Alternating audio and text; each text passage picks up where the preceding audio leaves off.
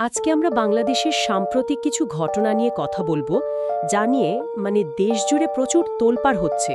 আমাদের হাতে যে নোটগুলো আছে সেগুলো একটা বেশ বড় প্রশ্ন তৈরি করছে।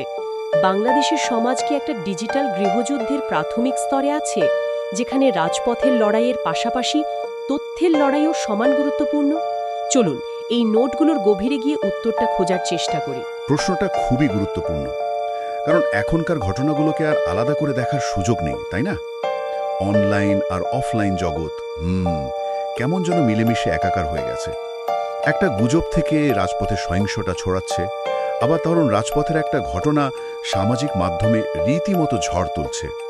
এই জটিল সংযোগগুলো বুঝতে পারলেই আমরা আজকের পরিস্থিতিটা ধরতে পারব।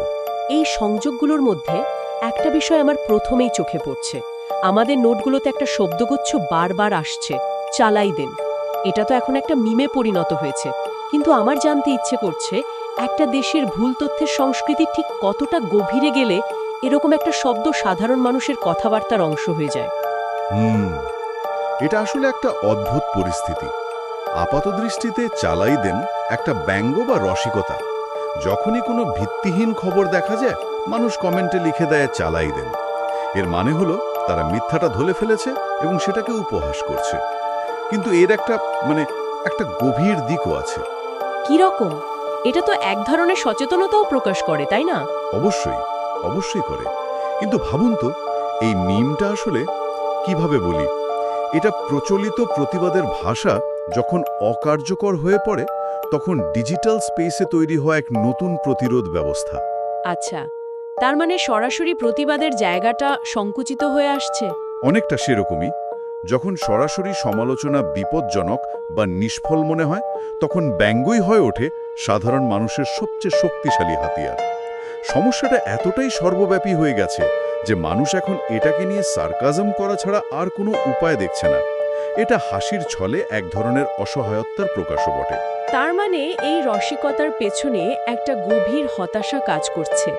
আর এই যে ভুল তথ্যকে নিয়ে এক ধরনের সার্কাজম তৈরি হয়েছে, এটা সবচেয়ে বড় খেলার মাঠ তো এখন রাজনীতি। যখন এই চালাই দেন সংস্কৃতি রাজনৈতিক উদ্দেশ্যে ব্যবহার হয়, তখন কি ঘটে? আমাদের নোটগুলোতেও দেখছি রাজনৈতিক অঙ্গন বেশ উত্তপ্ত।